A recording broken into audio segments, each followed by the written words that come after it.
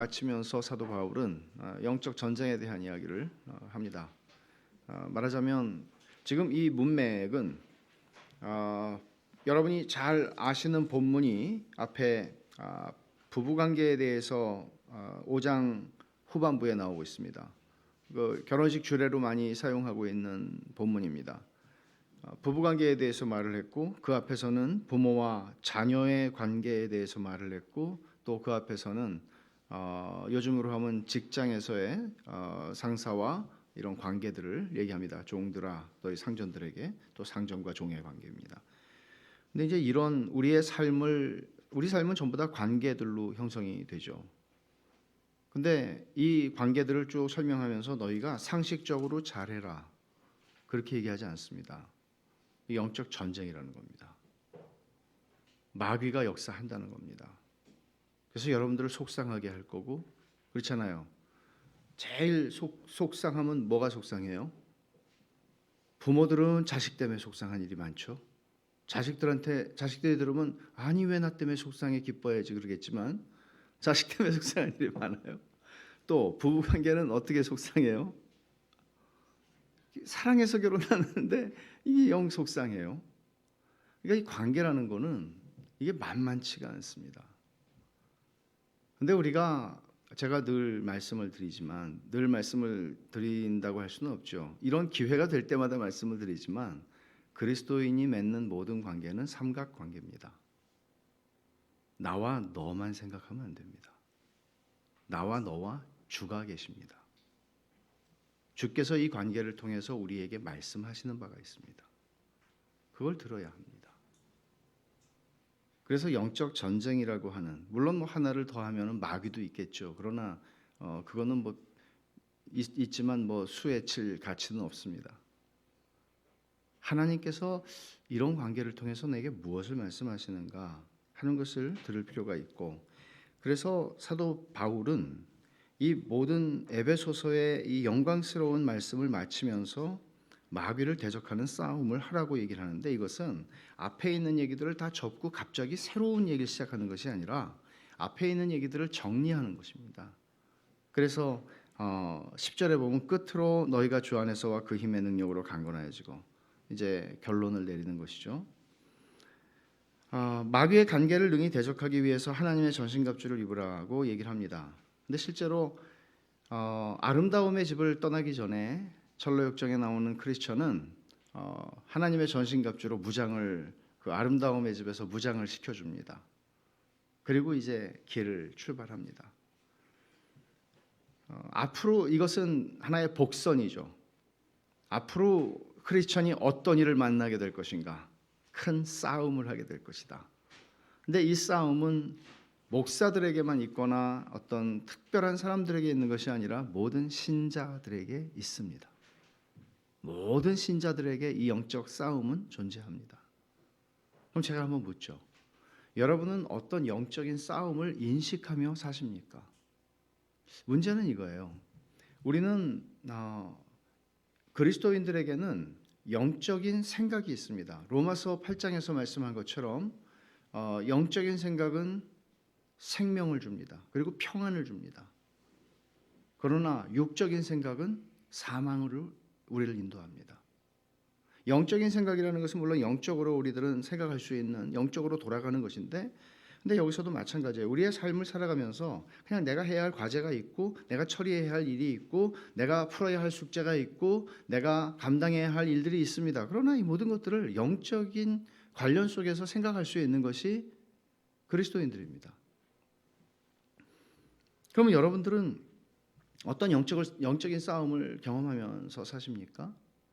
실제로 뭘 좀 기도 좀 해보려고 그러면 갑자기 전화 걸릴 생각나고 갑자기 떠오르지 않던 온갖 해야 할 일들이 떠오르고, 갑자기 졸리고 좀 자야 될 것 같고, 이런 차원의 문제들만이 아니라 우리의 삶의 많은 영역에서 실제로 우리는 영적인 전쟁 가운데서 내 삶을 주님이 기뻐하시는 모습으로 반응하고, 주님이 기뻐하시는 모습으로 처리하고, 주님이 기뻐하시는 방법으로 가지를 않습니다.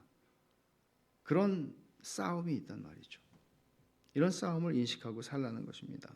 그래서 여기에 보면 우리의 씨름은 혈과 육을 상대하는 게 아니라는 말이 바로 이런 말이죠. 내 눈앞에 있는 어떤 사람하고의 문제가 아니라는 거예요. 부부 간의 문제가 아니라는 거예요. 물론 부부 문제죠. 물론 부모 자식 문제이고, 물론 직장에서의 어떤 상사와의 문제고, 직장 모든 문제는 관계 문제죠. 그렇지만 혈과 육, 그 앞에 내가 지금 상대하는 이 사람과의 문제만은 아니라는 거예요. 그러면서 악의 영들을 상대하는 문제다라고 얘기를 하면서, 그래서 하나님의 전신갑주를 입어야 된다고 얘기를 해요. 이거를 다 설명할 수는 없어요. 윌리엄 거널이라고 하는 청교도 목사는 이 본문만을 가지고 우리말로 번역된 책이 5권인가 돼요. 그러니까 정말 할 말이 많겠죠. 그 말을 다 할 수는 없죠. 그러나 오늘 아볼로온과 사망의 음침한 골짜기라고 하는 이 철로역정의 한 부분을 우리가 다루면서 이 본문을 살피는 것이 합당하다고 생각이 돼서 이 본문을 살피면서 우리가 시작을 하는데, 아름다움의 집을 떠나면서 이 크리스천은 머리끝부터 발끝까지, 여기 이 하나님의 전신갑주가 그래요. 머리끝에서 발끝까지, 신발까지 있고요, 투구까지 있어요. 그래서 몸을 꿰뚫을 수 없는 투구와 갑옷 등등으로 무장을 이제 시켜주는 거죠. 크리스천을 길 가는 도중에 부딪힐 온갖 위험에 대비하기 위한 것이었다. 복선입니다. 그리고 문지기가 이런 말을 해요. 이것도 복선이에요. 이제 묻죠. 먼저 크리스천이 혹시 앞에 지나간 사람이 있냐고. 그러니까 그 믿음이라고 하는 사람이 지나갔다고 그래요. 나중에 우리가 보게 되겠지만 정말 중요한 역할을 하는 사람입니다. 미스터 페이스풀이에요. 신실한 믿음의 사람입니다. 근데 동양 사람인 거죠. 크리스천하고. 그래서 얼만큼 빨리 갔냐고 그러니까 아마 벌써 내려갔을 거라고. 따라잡아야 되겠다. 같이 가야 되겠다. 혼자 가는 것과 같이 가는 게 얼마나 달라요? 그리고는 이제 신중, 분별, 경건, 자애, 이 자매, 네 자매가 겸손의 골짜기 아래까지 동행을 해주는데, 그것도 굉장히 감사한 일이죠. 동행을 하고 이제 떠나면서 빵 한 덩이, 포도주 한 병, 건포도 한 송이를 건네줍니다. 근데 이제 동행을 어디서 하냐면 겸손의 골짜기로, 이제 아름다움의 집이 꼭대기 있는데 겸손의 골짜기로 이렇게 내려가는 거예요. 근데 겸손의 골짜기로 내려가는데 이게 크리스천이 그래요. 이거 올라올 때도 힘들었는데 내려가는 거 굉장히 위험하네요. 그래요. 그러니까 어떤 얘기를 하는 건가 하면, 크리스천이 겸손의 골짜기로 내려가고 있기 때문에 위태로운 거라고 분별이 얘기를 해줘요. 그러니까 겸손의 골짜기로 내려가는 것이 쉬운 일이 아니라는 거죠. 우리는 아름다움의 집에서 너무나 편안하게, 평화라고 하는 방에서 나흘 동안 너무 편하게 쉬었고 너무 즐거웠고 너무 좋았어요. 여기가 천국이구나 싶었어요. 근데 다 된 것 같았어요. 근데 내려가는 길이 쉬운 게 아니에요. 아름다움의 집에서 은혜와 영적인 풍성함을 누린 크리스천이 조심조심 해야 해요. 선줄로 한 자는 넘어질까 조심하라. 그러니까 정말 아이러니는 뭔가 하면, 신앙생활을 하면서 내가 계명을 아느냐? 제가 어려서부터 계명을 다 지켰습니다라고 얘기하죠. 근데 지켜야 되죠. 그리스도인으로서 하나님의 은혜를 받은 사람으로서 하나님의 말씀을 순종하여 살아야 되죠. 근데 하나님의 말씀대로 순종해서 살고 성공하고 잘 지킬수록 우리는 신앙이 더 성장해야 되는데 이상하게 될 수가 있는 거예요. 이게 아이러니예요. 신앙생활에 교만이 쓰는 거예요. 그렇죠? 그러니까 이런 생각을 해요. 신앙생활을 하면서 우리는 완벽하게 할 수가 없잖아요. 그렇죠? 그 부자 청년처럼 대답할 수는 없잖아요. 우리는 그 정도는 되잖아요. 근데 우리가 얼마나 부족한 사람인 것을 항상, 그러니까 사람들은 몰라요. 여러분은 제가 얼마나 많은 실수를 하고 얼마나 많은 제 속에 있는 죄와 더러움들이 있는지 모르시죠. 뭐 아실 수도 있겠지만 그래도 대놓고 말씀을 안 하신단 말이에요. 사람들이 나를 보고 하는 말이 아니라 하나님 앞에서 나를 보고 가지 않으면 넘어진단 말이에요. 사람들이 하는 소리에 귀 기울여서 그것만을 좋아해서는 안 된다는 거예요. 무적행의 사자 아볼로온을 마주하게 됩니다. 요한계시록 9장 11절을 한번 보시겠어요?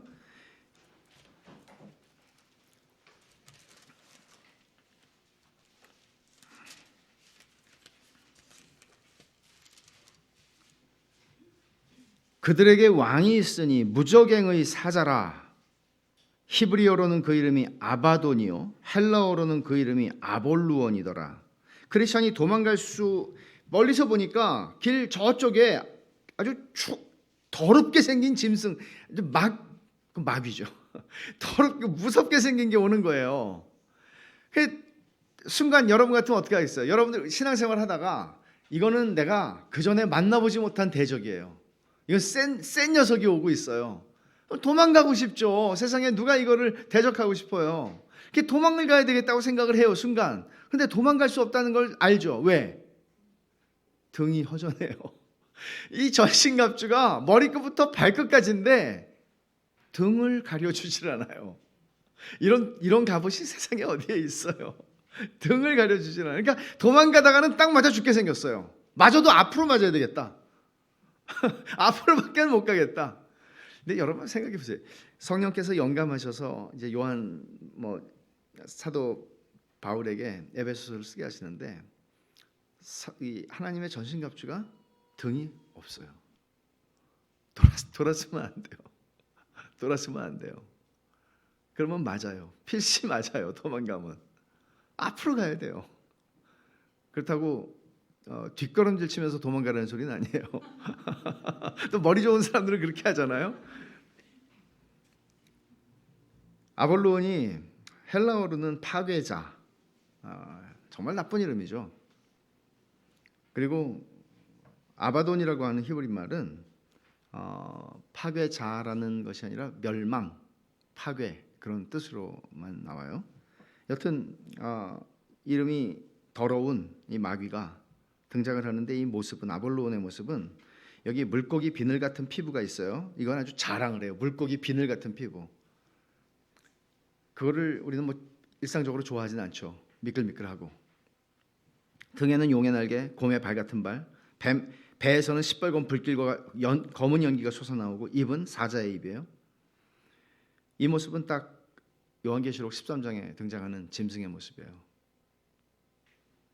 그것을 아마 존 번연은 그것을 생각하면서 아볼로온의 외적인 모습을 이렇게 묘사한 것 같아요.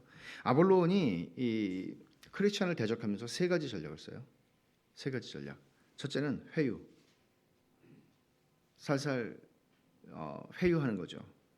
나는 내 신하인 너를 잃어버리고 싶지 않다. 너를 후대할 테니 돌아와라. 다시 돌아오는 사람들 많다. 다시 돌아와. 이렇게 응답합니다. 나는 그를 섬기는 일, 그가 주시는 상급, 그의 종, 그의 통치, 그의 친구, 그의 나라를 다 사랑한다. 내 놈이 가진 어떤 것보다 훨씬 더 사랑한다. 결국 여기서 지금 존 번연이 하고 싶은 얘기는 뭔가 하면 하나님과 하나님을 아는 지식만으로 되는 게 아니고, 하나님에 대해서, 기독교에 대해서, 복음에 대해서 들은 지식이 문제가 아니고, 하나님을 사랑하고 하나님의 나라를 사랑하고 교회를 사랑하고 믿는 자들을 사랑하고 사랑하는 애정이 없으면 이 싸움을 감당할 수 없다는 거예요. 그냥 대충 아는 것만으로는 안 되는 거예요. 그러니까 우리가 죄를 이기는 문제가 어떤 문제인가 하면 죄보다 더 사랑해야 이겨요. 죄를 이기는 거는, 내가 죄를 끊어야 되겠다는 의지로 죄를 끊는 사람은 단 한 사람도 없어요. 실패해요. 못해요. 내가 하나님을 죄보다 더 사랑해야 돼요. 하나님께 속한 모든 것들을 죄보다 더 사랑할 때만 그 죄를 이길 힘이 생겨요. 사탄은 거짓의 아비라고 주님이 요한복음 8장 44절에 말씀하신 대로 사탄의 회유는 다 거짓말인 거죠. 처음에 거짓말로 시작했잖아요. 뱀이 하와에게 한 말이 거짓말 아니었어요? 그리고 결국은 뱀이 했던 얘기의 본질이 뭐예요? 뱀이 나를 위해서 하는 소리 같잖아요. 너 이거 먹으면 훌륭해져, 지혜로워져. 너 이거 먹으면 하나님처럼 돼. 너 이거 먹으면 굉장한 사람이 될 거야 라는 거죠. 그리고는 협박합니다. 두 번째 전략은 협박이에요. 공포심을 유발시키는 거죠. 날 배반한 놈들의 마지막은 비참하다는 거예요. 이거는 실제로 존 버년이 살았던 시대뿐만 아니라 그 전 시대의 종교 개혁자들도 그랬고, 많은 시대의 진리, 복음의 진리를 붙잡고 화영장의 이슬로 사라져간 그들의 믿음의 선배들, 감옥 속에 들어가서 그들의 인생을 그렇게 비참하게 보내야 하던 그런 많은 주변에 있는, 실제로 복음 때문에 너무나 큰 어려움들을 감당하고 비참한 인생을 살아가고 있는 영국 국교회에 내가 사인만 하면 이제는 편안하게 설교할 수 있고 멀쩡한 예배당에서 대접받으면서 살 수 있겠단 말이에요. 근데 그거를 거부하고 있는 거죠. 존 버년과 같은 사람들은 복음의 진리 때문에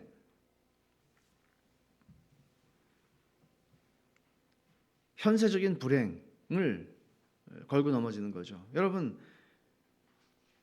겁나는 거 아닙니까? 이런 것들은 사실. 여러분, 우리 삶이 평안하기를 원하잖아요. 근데 우리 삶이 뭔가가 그릇이 깨지는 것처럼 우리의 인생을 둘러싸고 있는 가정, 우리의 어떤 것들, 우리의 주변이 쨍그랑하고 깨진다고 한번 생각을 해보시죠. 얼마나 두려운 일입니까? 그저 어떤 것이든, 건강을 잃어버리는 것이든, 관계가 상하는 것이든, 그 어떤 것이든 얼마나 두렵습니까? 근데 그런 일들로 사탄은 겁을 주고 있는 거죠. 크리스천이 대답합니다. 하나님께서 그 사랑을 시험해 보시기, 그 사람이 나를 어떻게 사랑하는지를 시험해 보시기 위해 연단을 주시기도 한다. 그들의 죽음은 비참해 보일지라도, 눈에 보이기에는 비참하지만 사실은 가장 영광스러운 거다라고 얘기합니다. 사탄은 두려움을 이용합니다. 그래서 베드로전서 5장 8절에서는 우는 사자와 같이 두루 삼킬 자를 찾는다는 것은, 여러분, 우는 사자는 무섭잖아요. 세 번째는 약점을 공격하는 거예요. 주요한 수단이죠, 이것은. 여러분, 아무도 여러분이 지난 여름에 한 짓을 모르지만 마귀는 압니다. 이 세상에 내가 그때 한 짓을 아무도 모르지만 마귀는 압니다. 그걸 걸고 넘어집니다. 그래서 지금까지 크리스천이 걸어온 길 속에서 넘어지고 실수하고 잘못한 것들을 하나하나 다 지적합니다, 마귀가, 아볼로온이. 그러니까 크리스천이 뭐라고 얘기하나 하면, 야, 사실은 네가 모르는 것까지는 더 나쁜 게 더 많다. 근데 주님이 다 용서해 주셨다. 날 용납해 주셨다. 있는 모습 그대로 날 받아주셨다.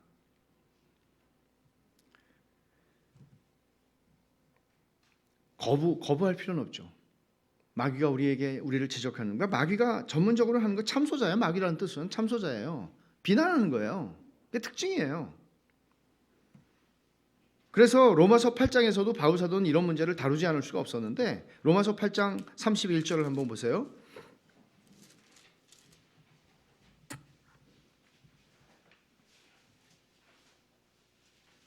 31절부터 33절까지 우리 같이 한번 읽어보겠습니다.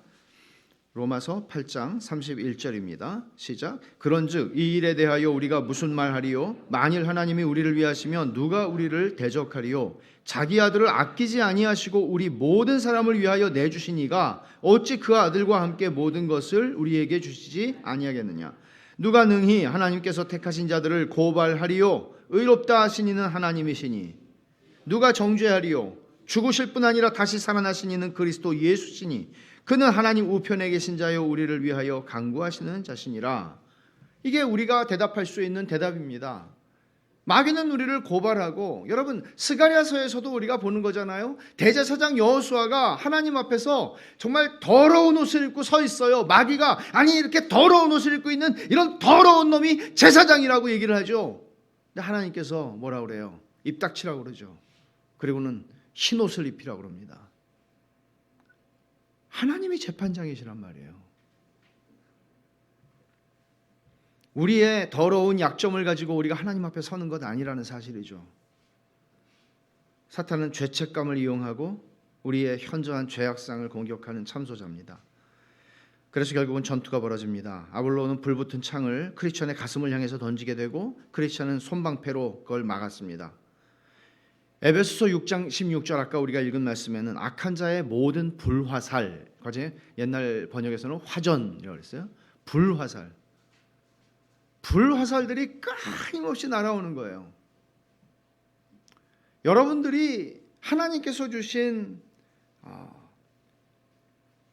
하나님의 전신갑주로 무장을 하지 않는다면 그 불화살을 막아낼 수 있는 길은 없는 거죠.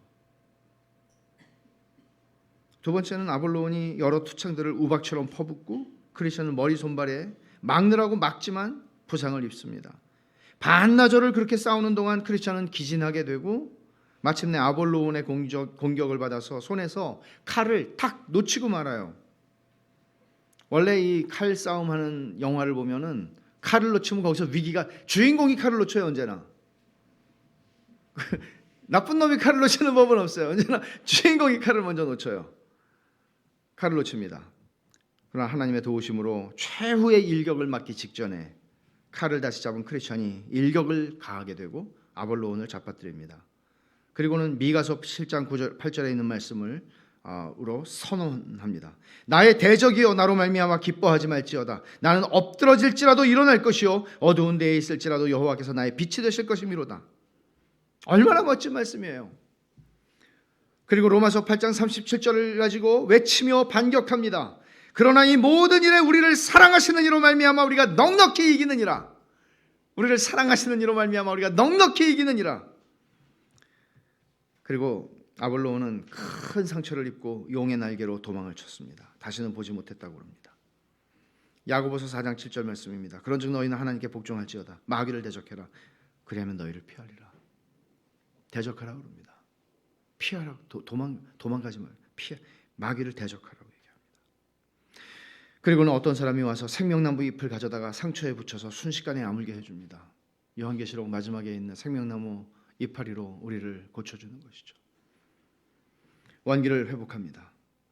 그리고 인상적인 장면이 나오는데 크리스천은 빼어든 그 검을 손에 쥔 채 여행을 계속합니다. 칼집에 꽂지 않습니다. 사망의 겸손의 골짜기를 그렇게 해서 지나가요. 겸손의 골짜기를 지나가면서 크리스천은 겸손해지지 않을 수 없었을 겁니다. 그렇잖아요. 내 힘으로는 아무것도 할 수 없는 거예요. 여러분 언제나 뭐가 잘 될 때 조심하셔야 되는 거 아시죠? 저절로 되네. 저절로 되지 않습니다. 모든 게 하나님의 은혜입니다. 저절로 된다고 생각하는 순간 하나님께서는 그 저절로가 아닌데 라는 것을 가르쳐 주시기 위해서 우리들에게 때로는 겸손의 골짜기를 주십니다. 겸손의 골짜기를 지났으면 이제는 푸른 초장이 나와야 되는데 웬걸? 사망의 음침한 골짜기가 또 나옵니다. 그래요. 그냥 영화를 단순하게 만드는 사람 같으면, 시나리오를 쓰는 사람 같으면 뭔가 하나 고비를 넘기면 이제는 좀 잠깐 쉬었다가 가야 되는데 이게 아까 거는 생각도 나지 않는 심한 도전을 또 만나게 됩니다. 겸손의 골짜기를 다시 나자 또 하나의 골짜기가 나타났는데 그것은 사망의 음침한 골짜기로서 크리스찬은 이 골짜기에서 아볼로온과의 치열한 싸움보다 훨씬 더 심각한 난관에 부딪히게 됩니다. 예레미야 2장 6절을 한번 찾아보시죠.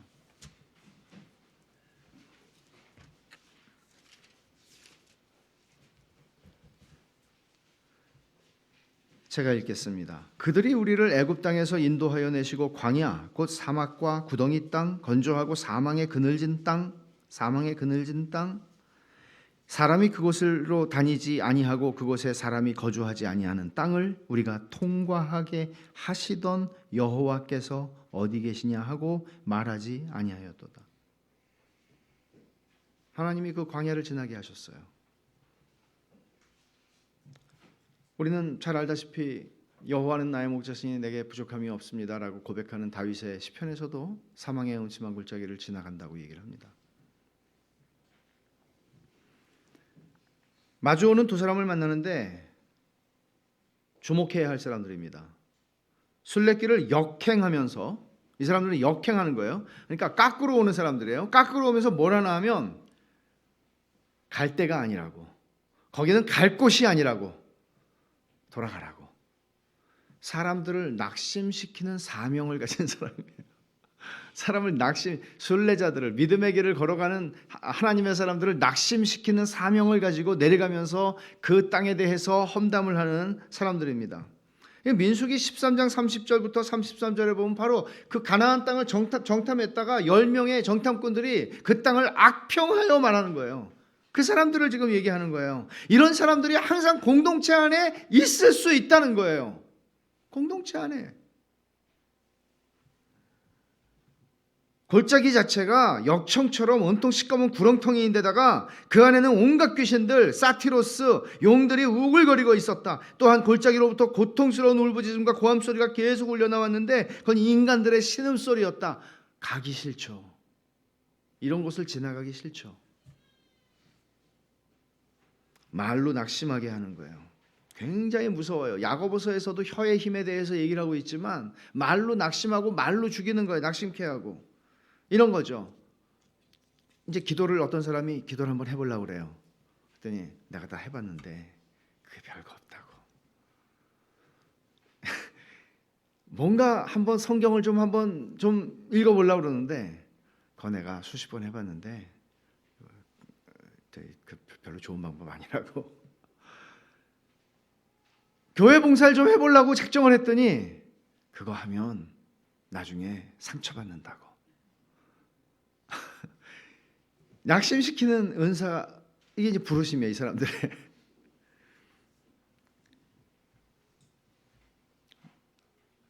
손에 칼을 잡고 가는데 크리스찬이 계속해서 이 사람들을 지나갑니다. 좁은 골짜기 오른쪽에 엄청나게 깊은 도랑이 놓여 있습니다.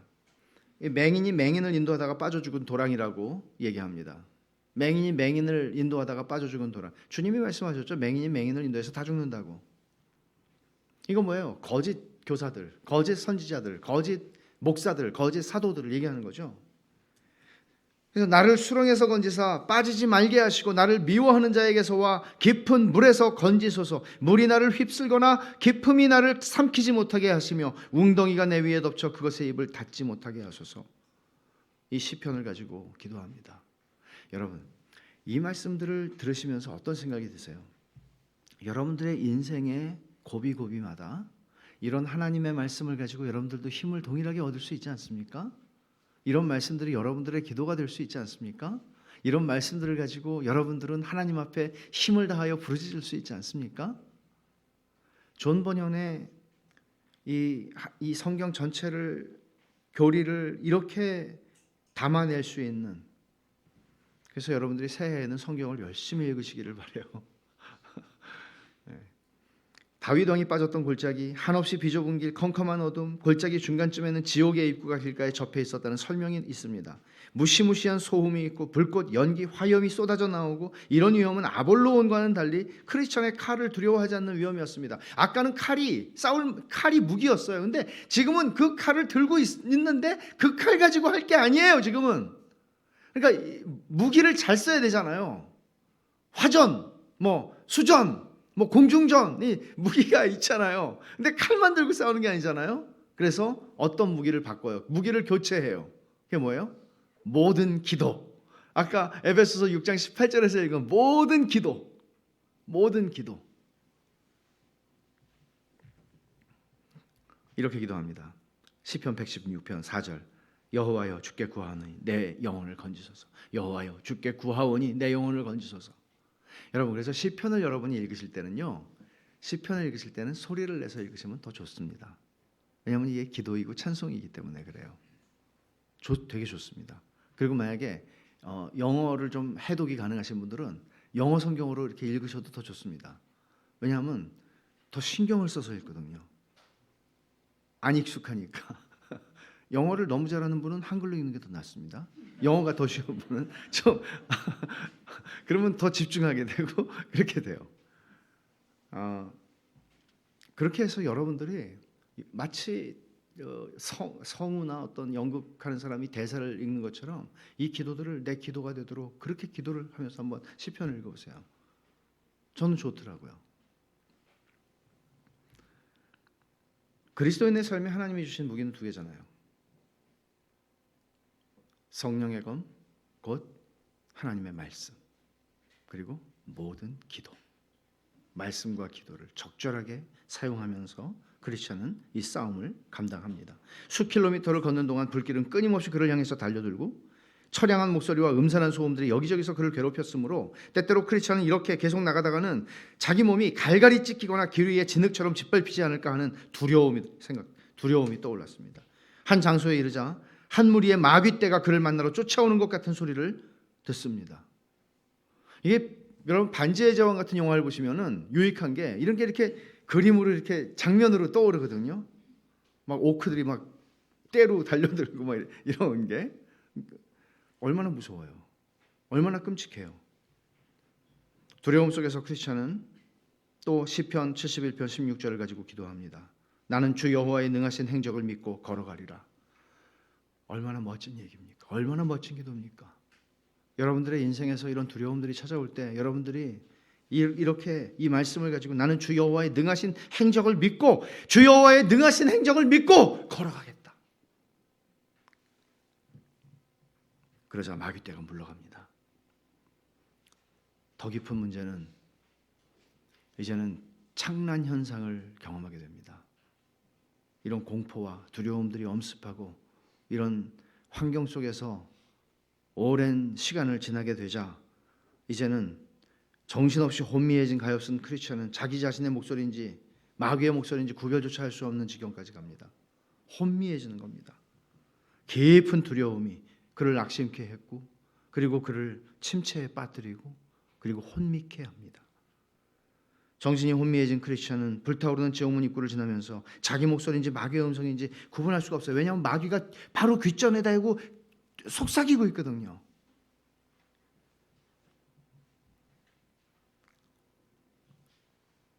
온갖 하나님을 모독하는 말들을 귀에다가 대고 소곤거리고 있는 거예요.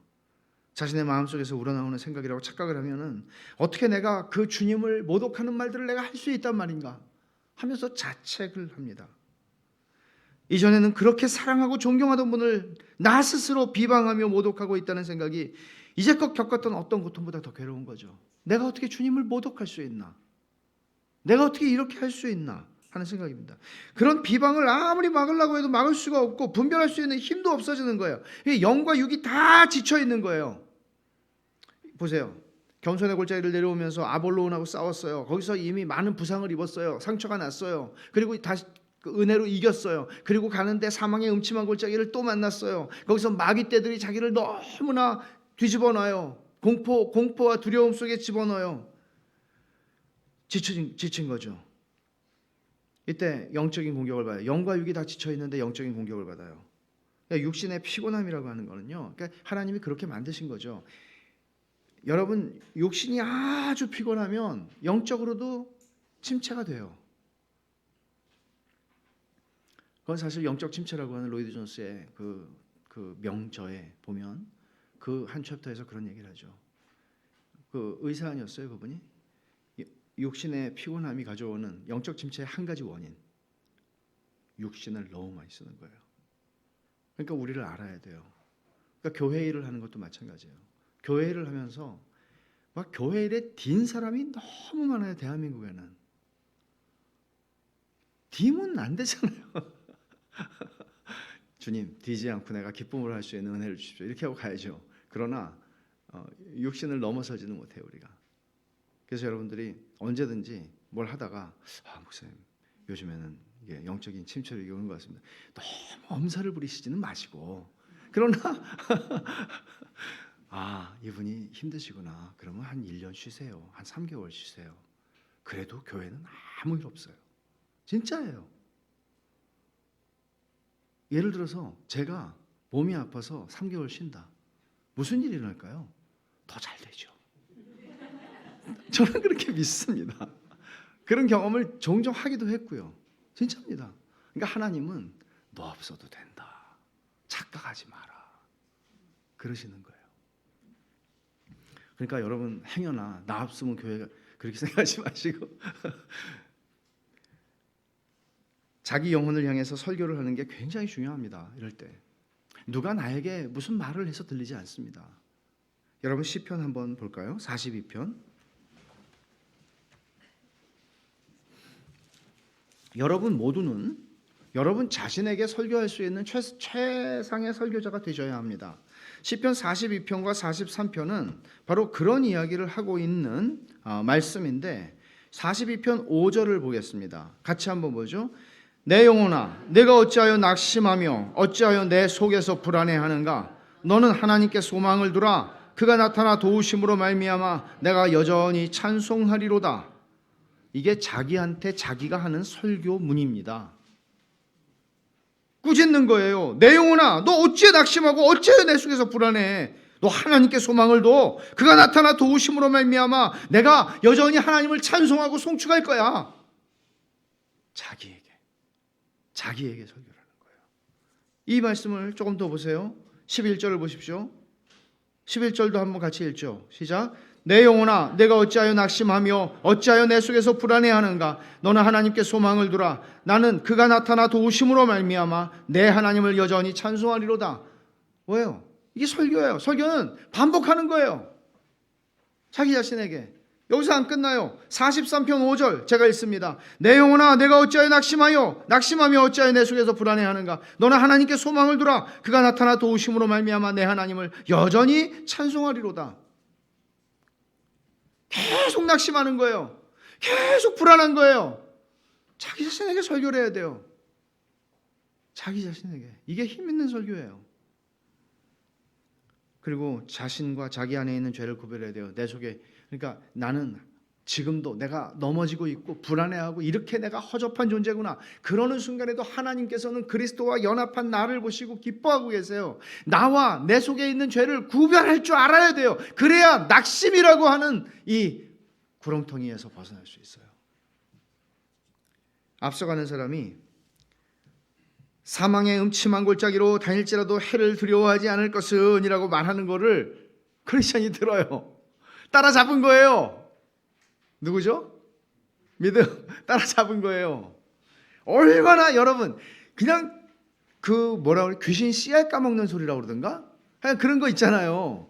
그 뭐 그냥 이상한 소리만 듣다가 갑자기 나 말고 내 소리인지 마귀의 소리인지도 구분을 못하고 막 지금 헤매고 있는데 누군가가 성경을 읽으면서 찬송하면서 그 길을 걸어가고 있는 사람을 만난 거예요. 세상에 얼마나 반갑겠어요. 저는 조나단 에드워즈가 목회를 하면서 되게 외로웠거든요. 그분의 전기를 보면 외로웠어요. 근데 한 병든 자기보다 한 20살은 젊은 병든 그 북아메리카 인디언들에게 선교를 하던 선교사가 병이 들어가지고 죽게 돼서 자기 집에 목사관 에드워드 목사님의 목사관에 이제 요양을 하러 와요. 근데 데이빗 브레이너드죠. 데이빗 브레이너드를 보고 큰 위로를 얻어요. 나를 이해해 줄 수 있는 사람이 왔어요.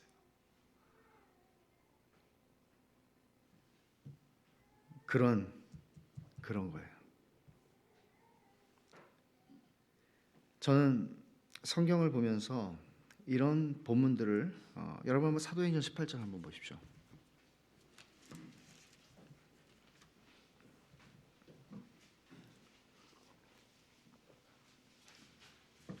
5절 보시면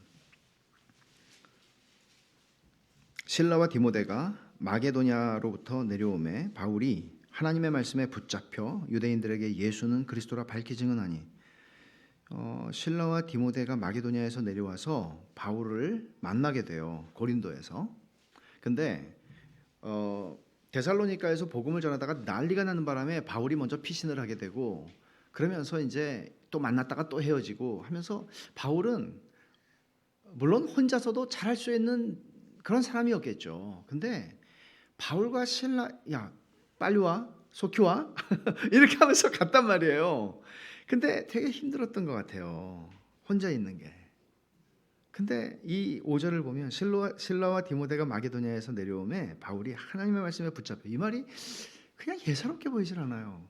이 사람은 바울은 언제나 하나님 말씀에 붙잡힌 사람이잖아요. 근데 바울이 실라와 디모데를 만나자 하나님의 말씀에 붙잡혀가지고 마치 그 세 번째 무기 믿음의 친구들. 그러니까 힘을 얻는 거예요. 하나님의 말씀에 붙잡혀서 담대하게 말씀을 전했다는 거예요. 이런 게 있어요. 하나님을 경외하는 또 다른 사람이 이 골짜기를 걷고 있다는 것을 순간 깨달아요. 아, 혼자가 아니구나. 여러분, 이게 얼마나 중요한 거예요. 혼자가 아니구나. 두 번째, 이런 사망의 음침한 골짜기에 주님이 함께 계셨는데 내가 장애물 때문에 못 봤구나. 아, 주님이 함께 계셨구나. 사람뿐만 아니라 그 사람과 함께 계시는 주님을 발견하면서 아, 주님이 여기도 계셨구나. 욥기 9장 11절 보죠. 욥기 9장 11절. 얼마나 좋은 말씀인지 몰라요.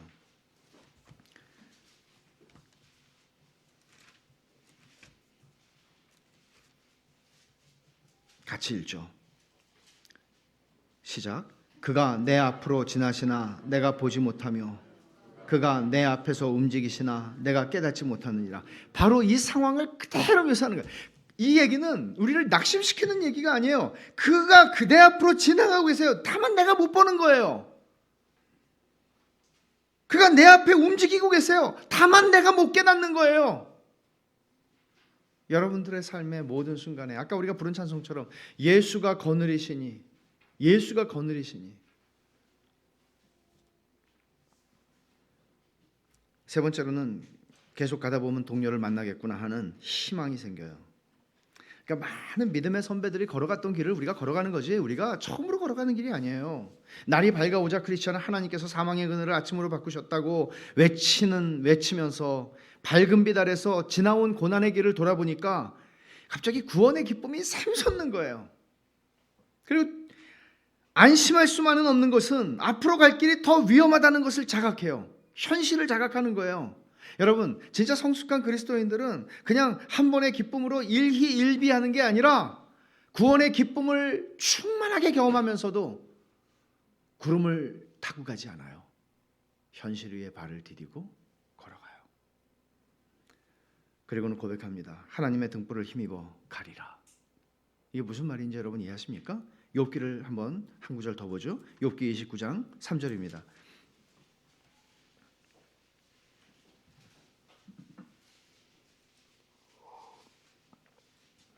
욥이 지난 세월을 돌아보면서 하는 말입니다. 3절에 그때에는 그의 등불이 내 머리에 비추었고 내가 그의 빛을 힘입어 암흑에서도 걸어다녔느니라. 그때를 회상하고 있어요. 그때 내가 주님의 등불을 힘입어서 걸어갔다고, 암흑에서도 걸어갔다고. 근데 사실 진짜 암흑이 지금이에요. 진짜 암흑이 지금이에요. 근데 지금은 욥이 힘을 잃고 있잖아요. 이사야 50장 말씀을 하나 더 찾아보겠습니다. 이사야 50장 10절. 개인적으로 제가 아주 좋아하는 말씀인데 이사야 50장 10절 같이 한번 읽죠. 너희 중에 여호와를 경외하며 그의 종의 목소리를 청종하는 자가 누구냐? 흑암 중에 행하여 빛이 없는 자라도 여호와의 이름을 의뢰하며 자기 하나님께 의지할지어다.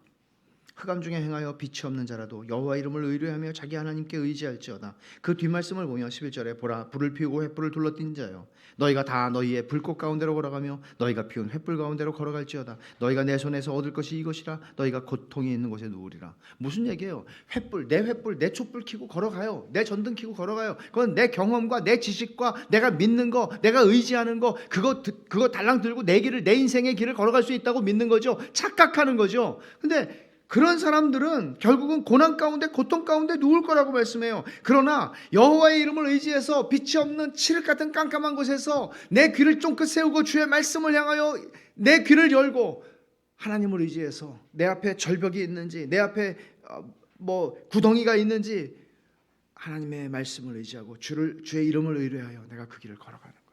어떻게 보면 믿음의 삶은 그런 거예요. 여러분 얼마나 여러분의 인생의 앞에 무엇이 있다는 걸 알고 확신하고 가셨습니까? 오셨습니까? 그런 게 어디에 있습니까? 우리 인생에. 그러니까 점 보는 거 아닙니까? 사주팔자 보는 거 아닙니까? 그리스도인들이 믿고 가는 거는 뭡니까? 그러나 욥도 그런 고백을 하죠. 어디로 가야 될지 모르겠다. 그러나 그가 나의 길을 아시다니. 그가 나의 길을 아시나니. 우리는 그렇게 보장된 길을 가고 싶어 하죠. 물론 우리를 보장된 길로 가게 하는 게 뭐예요? 돈도 보장을 주죠. 어느 정도에. 그리고 뭐 이런저런 이 세상에 어떤 힘들이 있죠. 횃불이에요.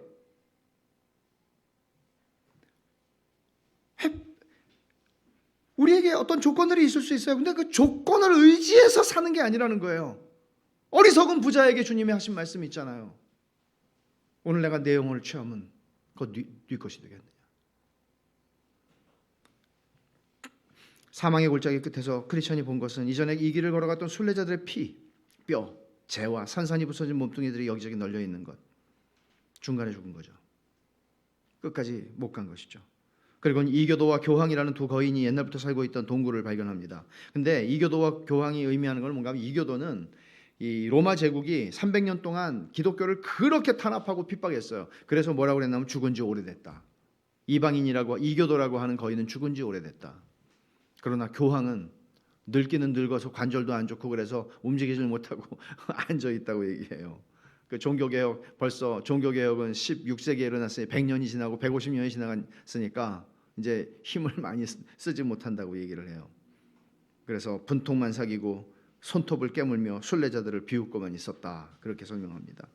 여러분 오늘 이 아볼로온과의 싸움, 겸손의 골짜기를 지나며 아볼로온과 싸우고 그 다음에 사망의 음침한 골짜기를 지나는 이 이야기들을 통해서 존 버년이 말하고 싶었던, 그가 설교하고 싶었던 것, 그가 설교하고 싶었던 중요한 내용, 그 무엇일까요? 아름다움의 궁전에서의 체류는, 아름다움의 집에서의 체류는 크리스천으로 하여금 영적 전투를 준비시켰습니다.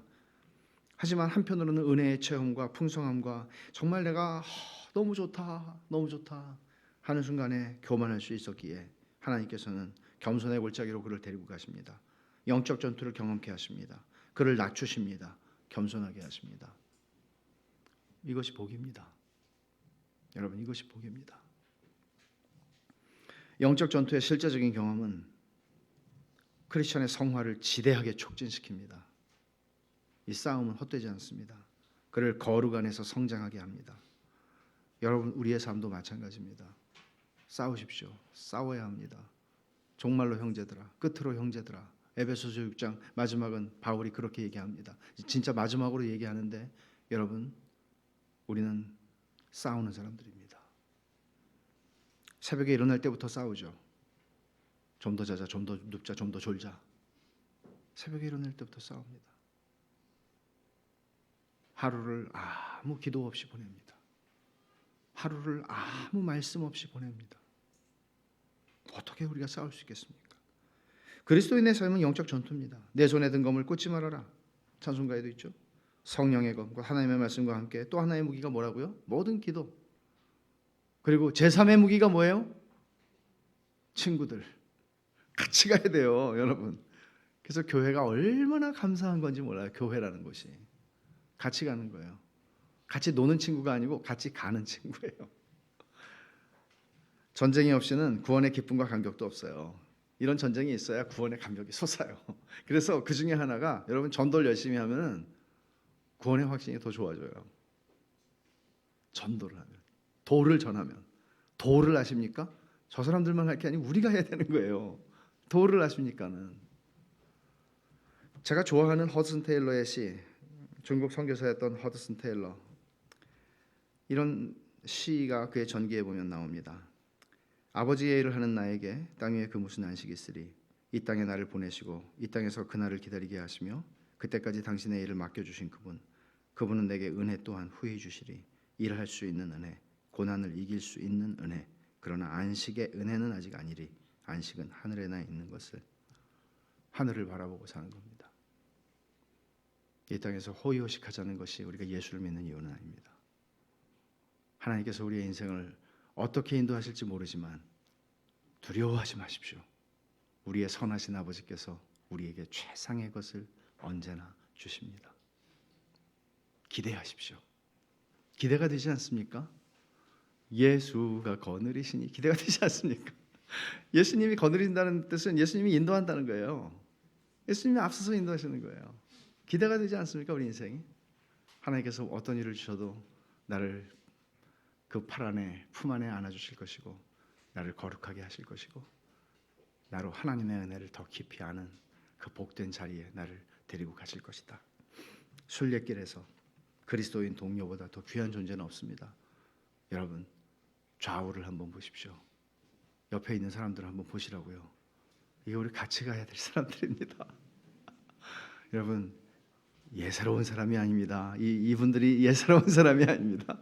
우리가 같이 가고 힘을 얻어야 될 사람들입니다. 같이 기도하십시다. 하나님 아버지 감사합니다. 영적인 싸움을 잘 감당할 수 있도록 은혜를 베풀어 주시옵소서. 하나님의 전신갑주를 입혀 주시옵소서. 성령의 검 곧 말씀, 하나님의 말씀을 가지고 모든 기도를 가지고 싸우게 하여 주시옵소서. 그리고 이 싸움을 통해서 저희의 성화가 더 이루어지게 해주시고, 이 싸움을 통해 저희가 구원의 감격을 누리게 하여 주시옵소서. 하늘의 소망을 두고 살게 하여 주시옵소서. 우리가 여행자 나그네 거류민이라는 사실을 알게 하여 주시옵소서. 그리고 우리에게 교회를 주셔서 감사합니다. 우리에게 믿음의 친구들을 주신 것을 감사합니다. 귀히 여길 수 있게 하여 주시옵소서. 예수님 이름으로 기도하옵나이다. 아멘.